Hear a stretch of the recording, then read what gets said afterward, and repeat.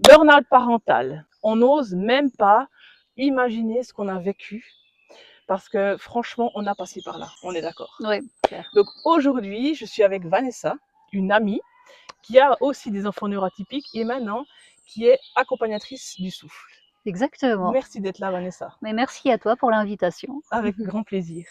Donc Vanessa, comment toi, tu as vécu tout ça et à quoi ça ressemblait de l'intérieur en fait, voilà, ton burn-out parental et aussi ton burn-out en fait.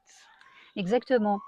C'est vrai que je suis passée par 2 burn-out et puis, je pense que, vraiment d'avoir des enfants neuroatypiques, pendant des années et des années, je pense que ça m'a énormément épuisée à chercher plein de choses, à mettre en place.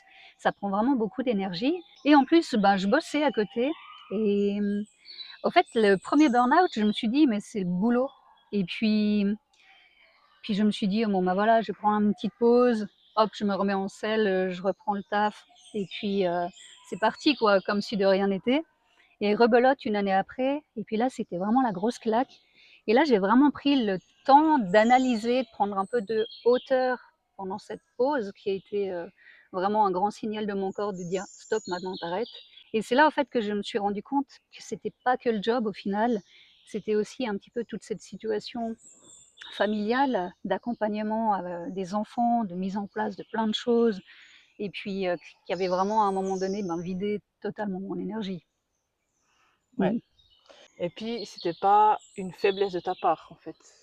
Ça Ouais. t'as compris maintenant aussi. Ouais, maintenant j'ai bien compris. Ouais, ouais. On peut pas être partout et dire: «Ouais, je peux tout gérer, c'est bon, je suis trop superwoman et tout ça». Non, non. Je sais pas toi, mais moi je me souviens encore des nuits que je passais à chercher ce qu'on pouvait faire. Je lisais des livres, Mmh.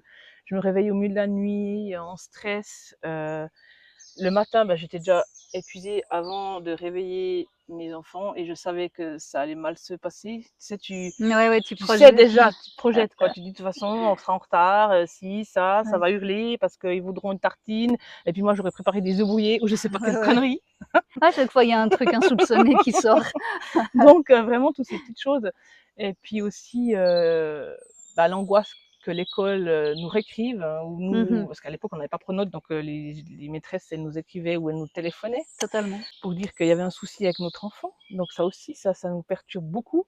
Et puis, mais tout ça, en fait, tout ce qu'on vit comme ça, c'est vraiment pas, comme j'ai dit avant, une faiblesse de caractère.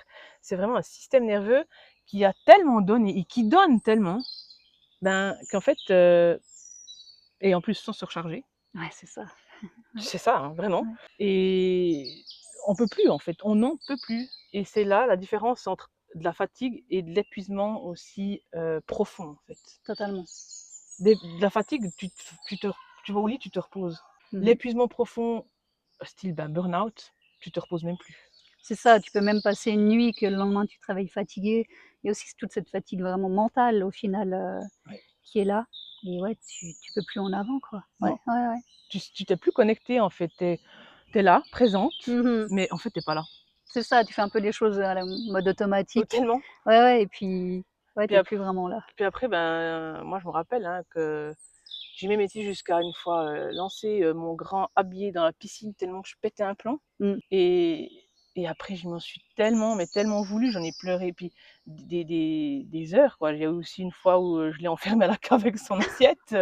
Et après, c'est cette culpabilité aussi que tu Ouais, as énormément.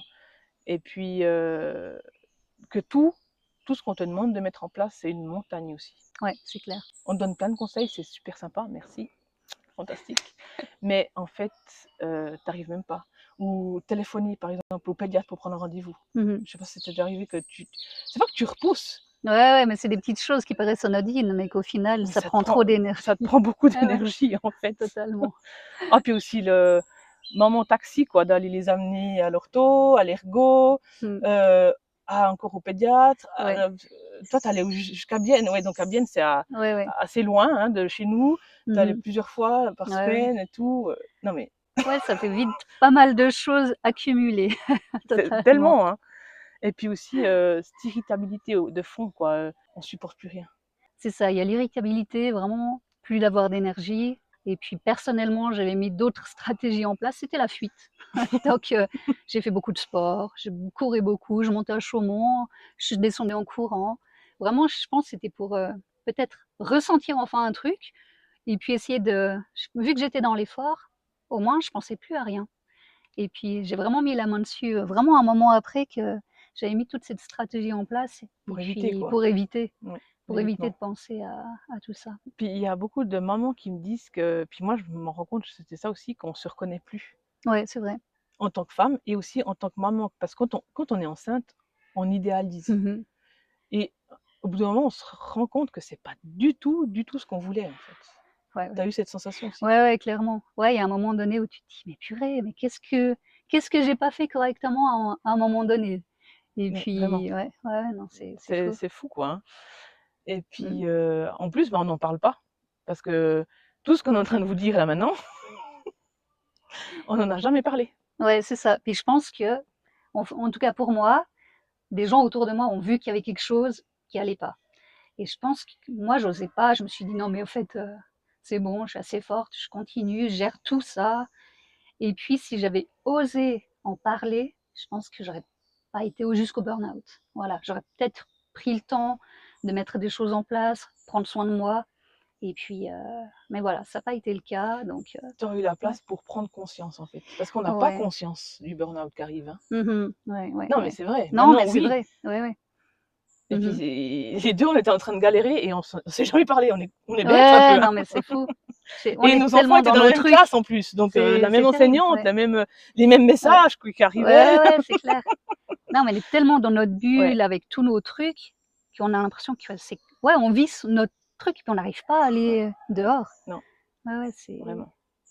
Et maintenant mmh. voilà, si toi qui nous écoutes, qui nous regardes, tu te reconnais dans ce qu'on vient de dire, tu es pas en train de craquer et de plus en pouvoir, tu es en train de toucher le fond. Donc pour pouvoir remonter, ben, il faut travailler sur toi. Nous, on a dû travailler sur nous. À fond. Donc Ouais, voilà. ouais. Donc reste pas toute seule, parle, communique.